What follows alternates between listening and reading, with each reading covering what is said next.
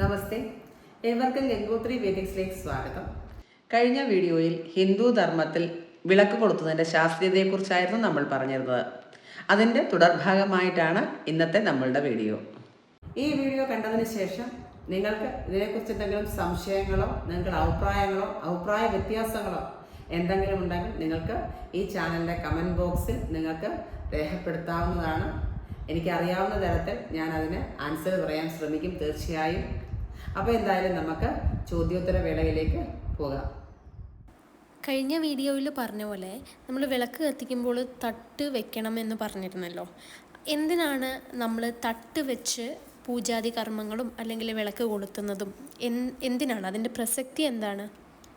നമ്മൾ നിലവിളക്ക് കൊളുത്തുമ്പോൾ തട്ടു വയ്ക്കാൻ പറഞ്ഞതിൻ്റെ ഉദ്ദേശം എന്ന് പറയുന്നത്, നമ്മൾ ആദ്യമേ പറഞ്ഞു, ഒരു എനർജി, ഒരു പ്രാണോർജം കിഴക്ക് നിന്ന് പടിഞ്ഞാറേക്ക് സഞ്ചരിച്ച് വീണ്ടും കിഴക്കോട്ടേക്ക് സഞ്ചരിച്ച് അതിങ്ങനെ ഒരു സർക്കിള് പോലെ അവിടെ ഒരു തരംഗത്തെ സൃഷ്ടിക്കുന്നു നമ്മൾ പറഞ്ഞു. അപ്പം അവിടെ ഒരു എനർജിയെ സൃഷ്ടിക്കുന്നുണ്ട്. ഈ വിളക്കിൽ കൂടി ആ എനർജി താഴേക്ക് ഭൂമിയിലേക്ക് പോയി ആ എനർജി ന്യൂട്രലൈസ് ചെയ്യുന്നു. ഞാൻ ഒരു എളുപ്പത്തിൽ നിങ്ങൾക്ക് മനസ്സിലാകാൻ ഞാനൊരു എക്സാമ്പിൾ പറഞ്ഞു തരാം. നമ്മൾ കറണ്ടിൻ്റെ, അതായത് ഫീസ് വെക്കുന്ന സ്ഥലത്ത് നമ്മൾ അവിടുന്ന് ഒരു വയറ് വലിച്ച് ഭൂമിയിലേക്ക് ഒരു എർത്ത് കൊടുത്തിട്ടുണ്ട്. അവിടെ ആ കറണ്ടിൻ്റെ എന്തെങ്കിലും ഒരു ഇത് വന്നാൽ എർത്ത് ഭൂമിയിലേക്ക് പോകാൻ വേണ്ടി, അല്ലേ? ഇനി അതല്ല, നമ്മൾ ചില വലിയ വീടിൻ്റെ മുകളിൽ ഇടിമിന്നലേക്കാതിരിക്കാൻ വേണ്ടി ഒരു പോയിന്റ് സാധനം വെക്കുന്ന നിങ്ങൾ കണ്ടിട്ടുണ്ടാകും. അതിൻ്റെ അവിടുന്നും ഇതുപോലെ ഒരു എർത്ത് ഭൂമിയിലേക്ക് കൊടുത്തിട്ടുണ്ട്. അതായത് ആ എനർജി താഴെ ഭൂമിയിൽ വന്ന് ന്യൂട്രലൈസ് ചെയ്ത് പോകാൻ വേണ്ടിയിട്ടാണ് അങ്ങനെ കൊടുത്തിരിക്കുന്നത്. അപ്പോൾ നമ്മൾ ഈ നിലവിളക്കിലുള്ള എനർജിയെ ഭൂമിയിലേക്ക് പോയി ന്യൂട്രലൈസ് ചെയ്യാതിരിക്കാൻ വേണ്ടിയിട്ടാണ്. ആ എനർജി ന്യൂട്രലൈസ് ചെയ്യരുത്, കാരണം അത് അന്തരീക്ഷമാകെ സ്പ്രെഡ് ചെയ്യേണ്ട പോസിറ്റീവ് എനർജിയാണ്. അതുകൊണ്ടാണ് ആ എനർജി പോകാതിരിക്കാൻ വേണ്ടി തട്ടം വെച്ച് നിലവിളക്ക് കൊളുത്തണം എന്ന് പറഞ്ഞത്. ഇനി മറ്റൊന്നുകൂടിയുണ്ട്. നമ്മൾ ധ്യാനത്തിനിരിക്കുമ്പോൾ, നമ്മൾ പൂജയ്ക്കിരിക്കുമ്പോൾ, അല്ലെങ്കിൽ നമ്മൾ പ്രാർത്ഥിക്കാനോ മെഡിറ്റേഷനോ ഒക്കെ ഇരിക്കുമ്പോഴും വെറും നിലത്ത് ഇരിക്കരുതെന്ന് പറയുന്നതിൻ്റെ ശാസ്ത്രീയതയും ഇതാണ്. നമ്മളിലുള്ള എനർജി ഭൂമിയിലേക്ക് ന്യൂട്രലൈസ് ചെയ്ത് പോകും.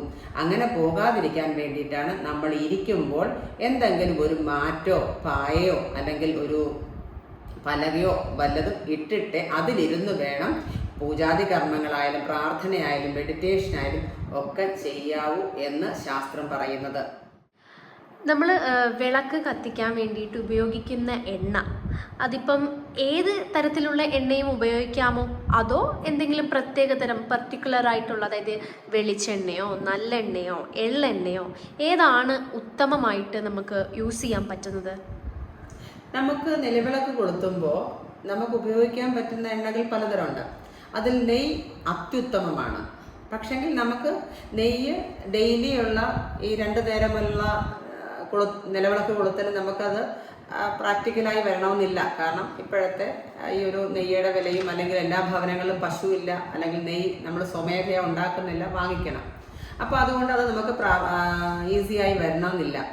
പിന്നെ രണ്ടാമത്തെ ഒരു ഇതാണ് എള്ളെണ്ണ എന്ന് പറയുന്നത്. ഏറ്റവും പവർഫുള്ളായിട്ടുള്ളതും ഏറ്റവും നല്ലതായിട്ടുള്ളതുമാണ് നല്ലെണ്ണ എന്ന് പറയുന്നത്. നല്ലെണ്ണ ഒഴിച്ച് നമുക്ക് നിലവിളക്ക് കത്തിക്കാം. നല്ലെണ്ണ എന്ന് പറയുന്നത് നമ്മുടെ പ്രകൃതിയെ ശുദ്ധീകരിക്കാൻ കഴിവുള്ള എണ്ണയാണ്. അത് കത്തിക്കുന്ന സമയത്ത് ആ എള്ളെണ്ണ കത്തുന്നതിൽ നിന്ന് ഇരുമ്പിൻ്റെ അംശം ഉണ്ടാവുകയും അത് നമ്മളുടെ ശരീരത്തിൽ ഇരുമ്പിൻ്റെ അനീമിയ പോലുള്ള രോഗങ്ങളെ അല്ലെങ്കിൽ അനീമിയ പോലുള്ള അവസ്ഥകളെ മാറ്റാൻ ഉപയുക്തമാകും എന്ന് പറയപ്പെടുന്നു.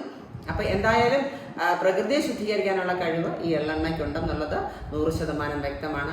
പിന്നെ നമുക്ക് ഉപയോഗിക്കുന്ന മറ്റൊരു എണ്ണയാണ് വെളിച്ചെണ്ണ. വെളിച്ചെണ്ണ ഉപയോഗിക്കുന്നതുകൊണ്ട് കുഴപ്പമില്ല, പക്ഷെങ്കിൽ വെളിച്ചെണ്ണ പെട്ടെന്ന് കത്തിത്തീരും. എള്ളെണ്ണ എന്ന് പറഞ്ഞാൽ നിന്ന് കത്തും, പക്ഷെങ്കിൽ വെളിച്ചെണ്ണ എത്രയും പെട്ടെന്ന് കത്തി തീർന്നു പോകും. അങ്ങനെ ഒരു കുഴപ്പമേ ഉള്ളൂ. ബാക്കി ഈ 3 എണ്ണയും നമുക്ക് ഉപയോഗിക്കാവുന്നതാണ്. നോർമലി പറഞ്ഞാൽ നമ്മൾ ഭക്ഷണത്തിന് ഉപയോഗിക്കുന്ന ഭക്ഷ്യയോഗ്യമായ ഏതെണ്ണയും നിലവിളക്ക് കത്തിക്കാൻ ഉപയോഗിക്കാവുന്നതാണ്. പണ്ട് കാലത്ത് നമ്മൾ വീടിൻ്റെ ഉമ്മറത്തായിരുന്നു നമ്മൾ വിളക്ക് കത്തിച്ച് നാമം ചൊല്ലിക്കൊണ്ടിരുന്നത്. പക്ഷേ ഇപ്പം എല്ലാ വീട്ടിലും നോക്കിയാലും നമ്മൾ ഒരു പൂജാമുറി അതിനായിട്ട് പണിയുന്നു. അവിടെ ആയിരിക്കും നമ്മൾ പൂജാകർമ്മങ്ങൾ ചെയ്യുകയും നാമം ചൊല്ലുകയും വിളക്ക് കത്തിക്കുകയും എല്ലാം ചെയ്യുന്നത്. അപ്പം ഈ നമ്മൾ സിറ്റ് ഔട്ട് അല്ലെങ്കിൽ ഉമ്മറത്ത് നമ്മൾ വിളക്ക് കത്തിക്കുന്നത് എന്തിനാണ്? അതാണോ കൂടുതൽ പവർഫുൾ, അതോ പൂജാമുറിയിൽ കത്തിച്ച് നാമം ചൊല്ലുന്നതാണോ? ഇത് രണ്ടും സ്വീകാര്യമാണ്. ഉമ്മറപ്പടിയിലും നമുക്ക് നിലവിളക്ക് കൊളുത്താവുന്നതാണ്, പൂജാമുറിയിലും നമുക്ക് നിലവിളക്ക് കൊളുത്താവുന്നത്. ഇത് രണ്ടിലും തെറ്റില്ല. ഏതാണ് ഉചിതമെന്ന് ചോദിച്ചാൽ അങ്ങനെ പ്രത്യേകിച്ചൊന്നും പറയാൻ പറ്റുകയില്ല. കാരണം നമ്മൾ പണ്ട് കാലത്ത് വീടിൻ്റെ ഉമ്മറപ്പടിയിലാണ് നിലവിളക്ക് കത്തിച്ച് വെച്ചിരുന്നത്. ഇപ്പോൾ നമുക്ക് സൗകര്യങ്ങൾ കൂടി നമ്മുടെ വീടിനകത്ത് തന്നെ പൂജാമുറി ഉണ്ടെങ്കിൽ അതും കത്തിക്കാം. ഉമ്മറപ്പടിയിൽ നിലവിളക്ക് കത്തിച്ച് വെച്ചിരുന്നതിൻ്റെ ശാസ്ത്രം എന്ന് പറയുന്നത്, നമ്മൾക്ക് മുമ്പ് ഞാൻ പറഞ്ഞ പോലെ പ്രാണോർജം കിഴക്ക് നിന്ന് പടിഞ്ഞാറേക്ക് വരുന്നു അല്ലേ. ഒട്ടുമിക്ക വീടുകളും വന്ന് കിഴക്കോട്ടേക്ക് അല്ലെങ്കിൽ വടക്കോട്ടേക്കാണ് ദർശനം. കിഴക്കോട്ടേക്കാണ് ഒട്ടുമിക്ക വീടിൻ്റെയും ദർശനം. അപ്പോൾ കിഴക്ക് നിന്ന് പടിഞ്ഞാറേക്ക് പോകുന്ന പ്രാണോർജം അത് തിരിച്ച് കിഴക്കിനെ കറങ്ങി കിഴക്ക് പടിഞ്ഞാറ് കറങ്ങി ആ വീടിൻ്റെ ഉള്ളിലേക്കെല്ലാം ഈ എനർജി സ്പ്രെഡ് ചെയ്ത് വന്നുകൊണ്ടിരുന്നു. കാരണം കാറ്റിൻ്റെ ഗതിയും എല്ലാം അനുസരിച്ചിട്ടാണ്. അപ്പോൾ അതുകൊണ്ട് ആ വീടിനൊരു സംരക്ഷണം കൊടുക്കുന്ന സങ്കല്പം, ഈ എനർജി ഒരു സംരക്ഷണം കൊടുക്കുന്നു എന്നുള്ളതിനെ വെച്ചിട്ടാണ് ഉമ്മറപ്പടിക്കൽ അല്ലെങ്കിൽ അന്ന് നിലവിളക്ക് കൊളുത്തി വെച്ചിരുന്നത്. പക്ഷെ പൂജാമുറി വന്നപ്പോൾ സൗകര്യങ്ങൾ കൂടി. എന്നാലും തിയറി എല്ലാം ഇത് തന്നെ. ഈ പ്രാണോർജത്തിൻ്റെ ചലനത്തെ തന്നെയാണ് ഇതിൻ്റെ എല്ലാത്തിൻ്റെയും ബേസ് എന്ന് പറയുന്നത്. അപ്പം രണ്ടും തെറ്റില്ല എന്നർത്ഥം. നമ്മൾ ഈ വിളക്ക് കത്തിക്കുന്നതിനെ കുറിച്ച് എന്തെങ്കിലും പ്രമാണമുണ്ടോ? ഈ പുരാണങ്ങളിലോ അല്ലെങ്കിൽ ഐതിഹ്യങ്ങളിലോ എന്തെങ്കിലും പ്രമാണമുണ്ടോ? ജ്യോതിഷത്തിൽ പ്രശ്നമാർഗത്തിൽ ദീപലക്ഷണം എന്ന് പറയുന്ന ഒരു ഭാഗമുണ്ട്. നിലവിളക്കിനെ നോക്കി നമ്മൾ ലക്ഷണം പറയുക. ഒരു പ്രശ്നത്തിൽ ആ ദീപത്തെ കണ്ടിട്ട് ആ സിറ്റുവേഷൻ അല്ലെങ്കിൽ ദീപത്തിൻ്റെ ജ്വലനം, ആ തിരിയുടെ കളറ്, അതിൻ്റെ ചലനം, അതിൽ നിന്ന് കരിയോ പുകയോ വല്ലതും വരുന്നുണ്ടോ, ഇതിനെയൊക്കെ നോക്കി ആ സമയത്ത് ലക്ഷണം പറയുന്ന ഒരു വിഭാഗമുണ്ട്. ദീപലക്ഷണം എന്നാണ് പറയുന്നത്. അപ്പം അവിടെ ദീപലക്ഷണത്തിൽ എണ്ണയെ ശരീരമായും തിരിയെ ആത്മാവായും അഗ്നിയെ ജീവനായും നിലവിളക്കിനെ ഭവനമായും കൽപ്പിക്കുന്നു. ഇത്രയും കാര്യങ്ങൾ വെച്ചിട്ട് ആ ദീപത്തെ നോക്കി ചില ലക്ഷണങ്ങൾ പറയുന്നുണ്ട്. അതാണ് ദീപലക്ഷണം എന്ന് പറയുന്നത്. നമ്മൾ വീട്ടിൽ നിലവിളക്ക് കത്തിക്കുമ്പോൾ എന്തെങ്കിലും പ്രത്യേക തരത്തിൽ, അതായത് ലക്ഷണങ്ങളുണ്ടോ? അതായത് എൻ്റെയൊക്കെ മുത്തശ്ശിമാർ പറയുന്നത് കേട്ടിട്ടുണ്ട്, നമ്മൾ വിളക്ക് കൊളുത്തുമ്പോൾ തിരി താന്ന് എണ്ണയിൽ കിടന്ന് മങ്ങിയ തിരി കത്താൻ പാടില്ല, അങ്ങനെയൊക്കെ കേട്ടിട്ടുണ്ട്. സോ അങ്ങനെ എന്തെങ്കിലും ഉണ്ടോ? തീർച്ചയായും. നമ്മൾ ഒരു നിലവിളക്ക് കൊളുത്തുന്ന സമയത്ത് ആ നിലവിളക്കിലെ ജ്വാല എന്ന് പറയുന്നത് സ്റ്റഡിയായി അധികം കാറ്റത്ത് അധികം ഒലയാതെ നേരെ നിന്ന് കത്തണം എന്നാണ് പറയുക. അതിൽ നിന്ന് ഈ വെള്ളം പൊട്ടിത്തെറിക്കുന്നത് പോലുള്ള പൊട്ടിത്തെറി കേൾക്കാതിരിക്കുക, തിരികൾ ഈ കറുത്ത സാധനങ്ങൾ പൊട്ടി ഇതാവാതിരിക്കുക, അങ്ങനെയുള്ള കാര്യങ്ങൾ ചെയ്യുന്നത് അശുദ്ധിയാണ്. ഒന്നുകിൽ വിളക്കിലെ അശുദ്ധിയാവാം, ഇല്ലെങ്കിൽ ജലാംശം എണ്ണയിലുണ്ടാവാം, തിരിയിലുള്ള അശുദ്ധിയാവാം. അപ്പം നിലവിളക്ക് കൊളുത്തുമ്പോൾ അതൊക്കെ ശ്രദ്ധിക്കണം. കാരണം ആ ജ്വാല നല്ല രീതിയിൽ നല്ല മഞ്ഞ കളറോടുകൂടി നല്ല ഒരുവിധം ശക്തിയോടുകൂടി മങ്ങാതെ നല്ല തെളിമയോടുകൂടി കത്തി നിൽക്കുന്നതാണ് ഐശ്വര്യപ്രദമായ കാരണം ഞാൻ ആദ്യമേ പറഞ്ഞു, ഇതിൽ നിന്ന് ഒരു പ്രാണ ഊർജം അവിടെ സൃഷ്ടിക്കുന്നുണ്ട്. മങ്ങി നിൽക്കുമ്പോൾ ആ ഊർജത്തിന് കുറവുണ്ടാകും. അപ്പം ആ ഊർജം എത്ര കണ്ട് നമുക്ക് പുഷ്ടിപ്പെടുത്താൻ പറ്റുമോ അത്രയും നമ്മൾ പുഷ്ടിപ്പെടുത്താൻ നമ്മൾ ശ്രദ്ധിക്കേണ്ടതാണ്. നമ്മുടെ വീടുകളിൽ ഇപ്പോഴത്തെ അല്ല, കുറച്ച് ഒരു പഴയ തരത്തിലുള്ള വീടുകളിൽ നമ്മൾ ചില ഫോട്ടോയ്ക്ക് മുമ്പിലായിട്ട് നമ്മൾ നിലവിളക്ക് കത്തിച്ചു വയ്ക്കാറുണ്ട്. ചിലപ്പം അത് മരിച്ചവരാവാം, അല്ലെങ്കിൽ മറ്റെന്തെങ്കിലും ഫോട്ടോസ് ആവാം.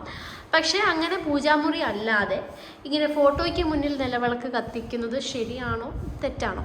തീർച്ചയായും തെറ്റായ ഒരു കാര്യമാണ്. ഒരിക്കലും മരിച്ച വ്യക്തികളുടെ ഫോട്ടോയ്ക്ക് നേരെ നിലവിളക്ക് കത്തിച്ചു വയ്ക്കാൻ പാടില്ല. കാരണം മരിച്ച് അവർ ഭൂമി ബന്ധം വിട്ട് പോയവരാണ്. അവരെ വീണ്ടും ഒരു ഭവനത്തിൽ ഫോട്ടോ വെച്ച് നിലവിളക്ക് കൊളുത്തുന്നത് ഉചിതമായ കാര്യമല്ല. അതൊരിക്കലും എല്ലാവരും ചെയ്യാതിരിക്കുക. ഭഗവാന്മാരുടെ പടം വെച്ച്, ഈശ്വരന്മാരുടെ പടം വെച്ച് നമുക്ക് നിലവിളക്ക് കൊളുത്താവുന്നതാണ്. അല്ലാതെ മരിച്ചു പോയവരുടെ പടത്തിന് നേരെ നിലവിളക്ക് കൊളുത്തി വയ്ക്കുന്നത് ഉചിതമായ കാര്യമല്ല. പൊതുവെ പെൺകുട്ടികളുള്ള വീട്ടിൽ ഒരു മാസത്തിൽ 8 ദിവസം അശുദ്ധി ഉണ്ടാവും. സോ ആ സമയങ്ങളിൽ നമ്മൾ വിളക്ക് കത്തിക്കുമ്പോൾ എന്തൊക്കെയാണ് ശ്രദ്ധിക്കേണ്ടത്? അങ്ങനെ പെൺകുട്ടികൾ അശുദ്ധിയാകുന്ന സന്ദർഭങ്ങളിൽ നിലവിളക്ക് കൊളുത്തേണ്ട സമയത്ത് ആ വീട്ടിലെ മറ്റുള്ള ആരെങ്കിലും നിലവിളക്ക് കൊളുത്താവുന്നതാണ്. ആ സമയം ഇപ്പം പണ്ടത്തെ കാലം പോലെ പെൺകുട്ടികളെ ആരും മാറ്റിയിരുത്തി ഒരു മുറിയിൽ ഇരുത്തുകയോ അങ്ങനെയുള്ള കാര്യങ്ങളൊന്നുമില്ല. അവർ യഥേഷ്ടം സ്വതന്ത്രരാണ്, എവിടെയും കയറി ഇറങ്ങാം. പക്ഷേ നിലവിളക്ക് കൊളുത്തുന്ന സമയത്ത് ഈ നിലവിളക്ക് കൊളുത്തുന്ന വ്യക്തി ഒന്ന് കുളിച്ച് ശുദ്ധിയായതിനു ശേഷം നിലവിളക്ക് കൊളുത്തുന്നതായിരിക്കും ഉത്തമമായ കാര്യം. കാരണം അതിനകത്ത് അശുദ്ധി എന്ന് പറയുന്നത് സയൻറ്റിഫിക്കലിയാണ്. ആ ശരീരത്തിലുണ്ടാകുന്ന ആ ബ്ലീഡിംഗ് ഉള്ള സമയത്തുണ്ടാകുന്ന സയൻറ്റിഫിക്കലി ഉള്ള ഒരു അശുദ്ധിയാണ് ഇവിടെ ഉദ്ദേശിക്കുന്നത്. അപ്പോൾ അതുകൊണ്ട് ആ സമയത്ത് മറ്റാരെങ്കിലും കുളിച്ച് ശുദ്ധമായി നിലവിളക്ക് ഭസ്മം തൊട്ടതിന് ശേഷം നിലവിളക്ക് കൊളുത്താവുന്നതാണ്. നമ്മൾ അശുദ്ധിയായതിനു ശേഷം നമുക്ക് വീടുകളിൽ നമ്മൾ എത്ര ദിവസം കഴിഞ്ഞിട്ടാണ് നമുക്ക് പൂജാമുറിയിൽ വിളക്ക് കത്തിക്കാനായിട്ട് പറ്റുന്നത്? അതേപോലെ എത്ര ദിവസം കഴിഞ്ഞിട്ടാണ് നമ്മൾ അമ്പലങ്ങളിൽ പ്രവേശിക്കാൻ പറ്റുന്നത്? അശുദ്ധിയായ ശേഷം വീടുകളിൽ നിലവിളക്ക് കത്തിക്കാൻ സാധിക്കുന്നത് നമുക്കൊരു 6 കഴിഞ്ഞിട്ട് നമുക്ക് നിലവിളക്ക് കൊളുത്താവുന്നതാണ്. ശരീരശുദ്ധിയായെങ്കിൽ ആ സമയത്തും നമുക്ക് വേണമെങ്കിൽ നിലവിളക്ക് കൊളുത്താവുന്നതാണ്. അതിനകത്ത് പ്രത്യേകിച്ച് ആ സിറ്റുവേഷൻ അനുസരിച്ചിരിക്കും. ശരീരശുദ്ധിയായെങ്കിൽ നിങ്ങൾക്ക് കത്തിക്കാം, ഇല്ലെങ്കിൽ 5, 6, 7 ആകുമ്പോഴത്തേക്ക് നിങ്ങൾക്ക് കത്തിക്കാം. ഇവിടെ കത്തിക്കണ്ട എന്ന് ഞാൻ പറഞ്ഞിട്ടില്ല. കാരണം ആ കുട്ടി അല്ലെങ്കിൽ അശുദ്ധിയായവർ ആ സ്ത്രീ അല്ലെന്നുണ്ടെങ്കിൽ ആ വീട്ടിലുള്ള ആർക്കെങ്കിലും, പുരുഷന്മാർക്കോ ആൺകുട്ടികൾക്കോ ആർക്ക് വേണമെങ്കിലും കുളിച്ചതിന് ശേഷം ഭസ്മക്കുറി ധരിച്ച ശേഷം നിലവിളക്ക് കൊളുത്താവുന്നതാണ്. പിന്നെ ക്ഷേത്രങ്ങളിൽ പോകുന്നത് 7 രാത്രി കഴിഞ്ഞതിന് ശേഷം 8 തൊട്ട് നമുക്ക് ക്ഷേത്രങ്ങളിൽ പോകാവുന്നതാണ്. അത് ആ പെൺകുട്ടിയെ അശുദ്ധമായി ചിത്രീകരിക്കുന്നത് കൊണ്ടല്ല, ക്ഷേത്രത്തിൽ പ്രാണപ്രതിഷ്ഠ ചെയ്തതുകൊണ്ടാണ്, അല്ലെങ്കിൽ ആ രീതിയിലൊരു പൂജാവിധാനം അവിടെ ഉള്ളത് കൊണ്ടാണ്, അങ്ങനെ ഒരു പൂജാവിധാനം തന്ത്രശാസ്ത്രത്തിൽ പറഞ്ഞിട്ടുള്ളത് കൊണ്ടാണ് അങ്ങനെ ആ സമയത്ത് 7 കഴിഞ്ഞിട്ടേ കയറാൻ പറ്റുകയുള്ളൂ എന്ന് പറയുന്നത്. ഇപ്പം നമ്മൾ നിലവിളക്കിൻ്റെ കാര്യങ്ങൾ സംസാരിച്ചത് കൊണ്ടാണ് ഞാൻ എല്ലാ ആസ്പെക്റ്റിൽ നിന്നുമുള്ള ചോദ്യങ്ങൾ ചോദിക്കുന്നത്, നിലവിളക്കുമായിട്ട് ബന്ധപ്പെട്ട എല്ലാ ചോദ്യങ്ങളും ചോദിക്കുന്നത്. നമ്മുടെ കുടുംബത്തിൽ ഭയങ്കര അടുത്ത് നിൽക്കുന്ന ആരെങ്കിലും മരിച്ചു കഴിയുമ്പോൾ നമുക്ക് പൊല ഉണ്ടാവും. എനിക്ക് സ്പെസിഫിക് ആയിട്ട് അറിയില്ല എങ്ങനെയാണ് പൊല വരുന്നതെന്ന്. പക്ഷെ പൊല വന്നു കഴിയുമ്പോൾ നമ്മുടെ വീട്ടിൽ വിളക്ക് കൊളുത്തുകയോ അല്ലെങ്കിൽ മരിച്ചതിന് ശേഷം നിലവിളക്ക് കൊളുത്തുകയോ ചെയ്യുന്നതില്ല. അതെന്തുകൊണ്ടാണ്, എന്തിനാണ് അങ്ങനെ നിലവിളക്ക് കൊളുത്താൻ പാടില്ല എന്ന് പറയുന്നത്? നമ്മൾക്ക് ഒന്നാമത്തെ പുല ആർക്കൊക്കെ എന്നുള്ളതൊരു ചോദ്യമുണ്ട്. പുല ആർക്കൊക്കെ എന്ന് ചോദിച്ചാൽ നോർമലി 7 തലമുറയാണ് പുല പറയുക. നമുക്ക് 7 തലമുറ ഇന്നത്തെ കാലത്ത് ആരാണെന്ന് പോലും അറിയില്ല. അപ്പം നോർമലി ഒരു 3 തലമുറ, അതായത് ഞാൻ, എൻ്റെ അമ്മ, എൻ്റെ അമ്മയുടെ അമ്മ, ആ ഒരു തലമുറ വരെയുള്ള നമുക്ക് രക്തബന്ധമുള്ളവർ മരിച്ചു കഴിഞ്ഞാൽ നമ്മൾക്ക് പുല ആചരിക്കണം. പുല എന്ന് പറഞ്ഞാൽ നമ്മളിപ്പോൾ അവരുടെ വീട്ടിൽ പോയി അല്ലെങ്കിൽ അവരുമായിട്ട് ബന്ധപ്പെട്ട് ബലികർമ്മങ്ങൾ ചെയ്യാൻ യോഗ്യതയുള്ളവർ എന്നുള്ള അർത്ഥത്തിലാണ് പറയുന്നത്. അങ്ങനെ ഉള്ളവർക്ക് 100% പുലയുണ്ട്. ആ പുലയുള്ള സമയത്ത് വീട്ടിൽ നിലവിളക്ക് കൊളുത്തരുത് എന്ന് പറയുന്നതിനോട് എനിക്ക് യോജിപ്പില്ല. കാരണം മരണം നടന്ന വീട്ടിൽ രാമായണം ജപിക്കുന്നുണ്ട്, നിലവിളക്ക് കത്തിച്ചു വെക്കുന്നുണ്ട്, അവരുടെ മരണം നടന്ന എല്ലാ ദിവസവും സഞ്ചയനത്തിന് വെക്കുന്നുണ്ട്, ബാക്കിയുള്ള ഓരോ കർമ്മങ്ങൾക്കും നിലവിളക്ക് കത്തിച്ച് വെക്കുന്നുണ്ട്. അങ്ങനെ കത്തിച്ച് ഒരു മരണം നടന്ന വീട്ടിൽ വെക്കാമെങ്കിൽ പുലയുള്ളവരുടെ വീട്ടിൽ എന്തുകൊണ്ട് നിലവിളക്ക് കത്തിച്ച് വെച്ചുകൂടാ? നിലവിളക്ക് എന്ന് പറയുന്നത് അശുദ്ധിയെ ശുദ്ധമാക്കുകയാണ്. അവിടെ തീർച്ചയായിട്ടും നിലവിളക്ക് കൊളുത്താം എന്നുള്ളത് തന്നെയാണ് എനിക്ക് പറയാനുള്ളത്. കാരണം ഞാൻ അങ്ങനെയാണ് ചെയ്യുന്നത്. കാരണം എൻ്റെ ഒരു കാഴ്ചപ്പാടിൽ നിലവിളക്ക് നമുക്ക് ആർക്കും കത്തിച്ചു വെക്കാം. കാരണം അശുദ്ധിയെ ശുദ്ധമാക്കുകയാണ്. അല്ലെങ്കിൽ പിന്നെ നമ്മൾ മരിച്ച വ്യക്തിയുടെ നേരെ നമ്മൾ നിലവിളക്ക് കത്തിച്ചു വെക്കാൻ പാടില്ലായിരുന്നു, രാമായണം വായിക്കാൻ പാടില്ലായിരുന്നു. കാരണം പുലയുള്ളതുകൊണ്ട് വായിക്കരുത്. അപ്പം അതിനകത്തൊന്നും വലിയ ഒരു കാര്യമുള്ളതായി അല്ലെങ്കിൽ ഒരു പ്രമാണയുക്തമായ കാര്യമാണെന്ന് എനിക്ക് എങ്ങൊന്നും മനസ്സിലായിട്ടില്ല. ഒരാചാര്യന്മാരും എനിക്ക് അങ്ങനെ പറഞ്ഞു തന്നിട്ടില്ല ഇതുവരെ. അങ്ങനെ എന്തെങ്കിലും പ്രമാണയുക്തമായ കാര്യങ്ങളുണ്ടെങ്കിൽ ആർക്കെങ്കിലും അറിയാമെങ്കിൽ എനിക്ക് ഒന്ന് കമൻ്റ് ഇടുക.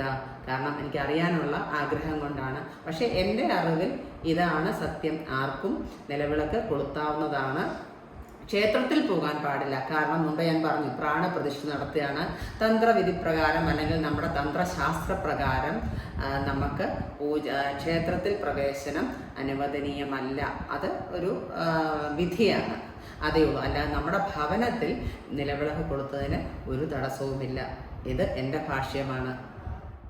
അപ്പോൾ നമ്മൾ എങ്ങനെയാണ് വിളക്ക് കത്തിക്കേണ്ടത് അതിനെപ്പറ്റി ഒരു ഡീറ്റെയിൽ ആയിട്ടുള്ള ആൻസേഴ്സ് എല്ലാം തന്നു. അപ്പോൾ എങ്ങനെയാണ് ഇനി വിളക്ക് കെടുത്തേണ്ടത്? അതിന് പ്രത്യേക രീതികളുണ്ടോ? അതും ഈ പറഞ്ഞതുപോലെ 100 കൂട്ടം അഭിപ്രായങ്ങളാണ്.